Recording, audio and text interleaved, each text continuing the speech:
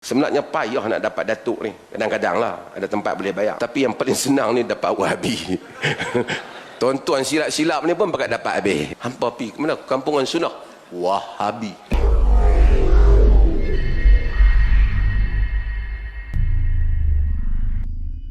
Saya minta maaf lah. Benda ni kita boleh khilaf. Tapi isu-isu seperti sihir umpamanya. Kita kena ada benda sihir, ada benda memang bukan sihir. Orang memang sakit perut betul.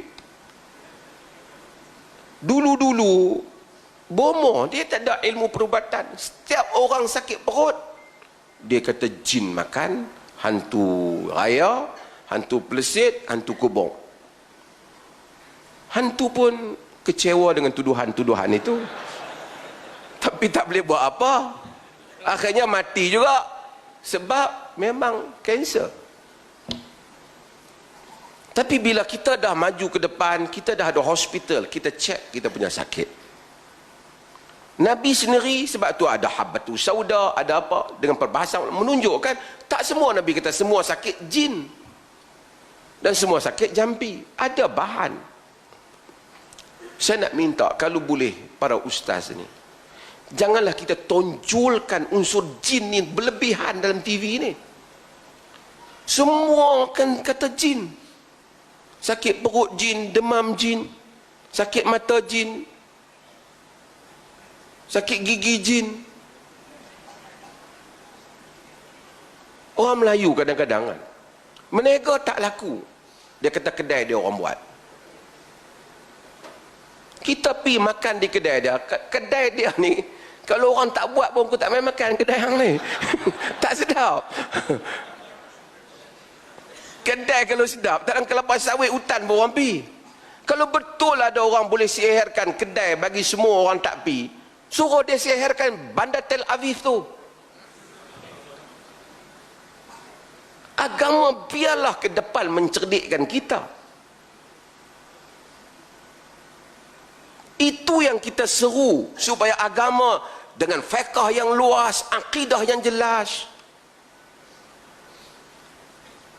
Saya pernah bersebut tuan-tuan, sekarang ni suka sangat nak panggil wali, panggil Allah ni jauh.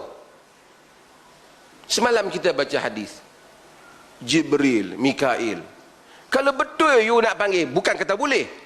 Kenapa siapa you panggil Tok Wali you? Pergi kat kubur, oh, panggil Tok Wali dah. Kenapa tak panggil Jibril? Kenapa tak panggil Mikail? Kenapa tak panggil Israfil?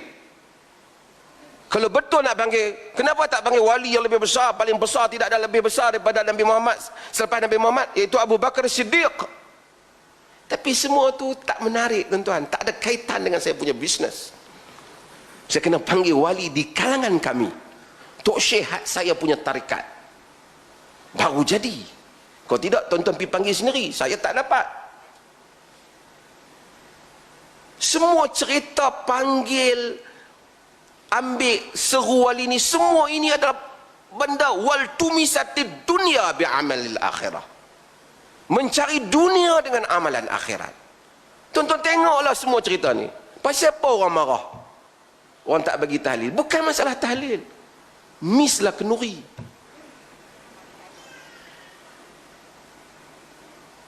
Orang duk boleh makan, dia kacau. Okay. Itu kita tengok dulu. Kalau orang tak buat kenuri arwah, dia kata apa? Hampa tak kesian kat mak bapak hampa kah? Ha? Nak jadi macam orang pelih tu. Kesian kat mak bapak. Sebenarnya bukan kesian kat mak bapak. Kesian kat geng yang tak dapat makan tu.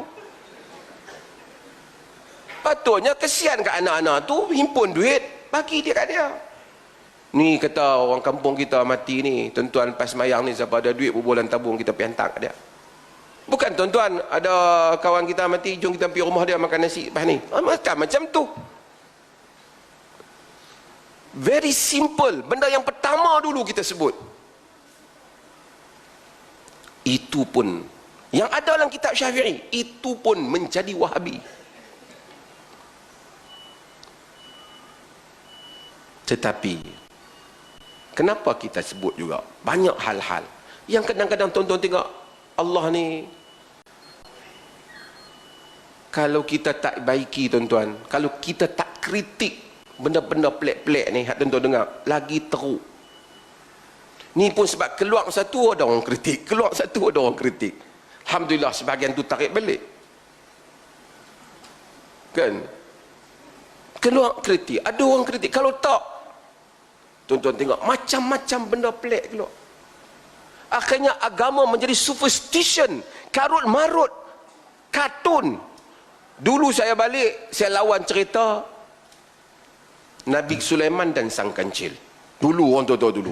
Nabi Sulaiman dan sang kancil. Nabi Sulaiman yang hebat tu asyik duk main dengan sang kancil. Kancil di Malaysia. Dia nari Nabi Sulaiman main kat mana? Selepas tu baru jadi kereta.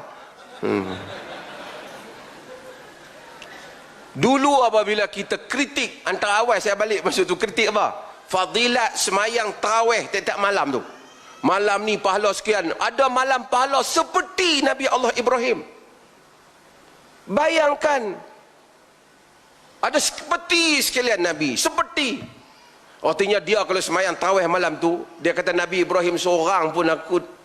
Pahala dia tahun tu seperti Nabi Allah Ibrahim. Tahun depan 2 kali Nabi Allah Ibrahim. Kita kata hadis seperti ni, bau pun palsu. Wahabi. Tuan-tuan, bukan sebenarnya payah nak dapat datuk ni. Kadang-kadang lah ada tempat boleh bayar. Tapi yang paling senang ni dapat Wahabi. Tuan-tuan silap-silap ni pun pakai dapat habis. Hampa pi ke mana? Kampungan sunnah. Wahabi. Ha? Tapi Nabi SAW menyebut, la tazalu ta'ifatun min ummati zahirin 'alal haqq la yadurruhum man khadhalahum hatta ya'ti Allahu bi hatta ya'ti amrullah wa hum kadzalik. La tazalu ta'ifatun min ummati zahirin 'alal haqq. Senantiasa ada di kalangan umatku yang bangkit mempertahankan kebenaran. La yadurruhum man khadhalahum. Tidak akan memberikan mudarat, tidak akan mereka berundur dengan orang yang menghina mereka. Hatta ya'tiya amrullah wa hum kadzalik. Sehinggalah datangnya urusan Allah, mereka akan tetap kekal di atas itu. Mudah-mudahan kita tetap kekal atas istiqamah untuk berdakwah dan menyatakan bahawasanya agama ini rujukannya ialah Allah dan Rasulnya sallallahu alaihi wasallam. Kita tidak sehebat Abu Bakar dan Umar, tentu dah jauh untuk dibandingkan. Tetapi seperti mana kata Anas bin Malik, apabila datang satu orang bertanya kepada Rasulullah sallallahu alaihi wasallam, "Ya Rasulullah, mata sa'ah?" Wahai Rasulullah, bila kiamat? Kata Rasulullah sallallahu alaihi wasallam, Rasulullah tak jawab dia bila kiamat. Rasulullah pun tak tahu. Malaikat Jibril pun tak tahu. Tapi Nabi bagi satu soalan yang penting untuk dia fikirkan. Madza a'datta laha? Apa yang engkau siap untuk menghadapi kiamat? Macam sekarang ni banyak teori konspirasi, minggu depan nak kiamat, tahun depan nak kiamat, tahun 2013 nak kiamat, tak jadi kiamat, 2023 pula. Madza a'datta laha? Bila apa yang kau siap? Dia kata la syai' illa anni uhibbullaha wa rasulahu sallallahu alaihi wasallam. Aku tak siap apa Nabi. Maksudnya dia rendah diri, dia humble, dia sahabat Nabi. Taklah kata banyak amalan. Tapi aku sayangkan Allah dan Rasulnya. Kata Nabi sallallahu alaihi wasallam, anta ma'aman ahbabta.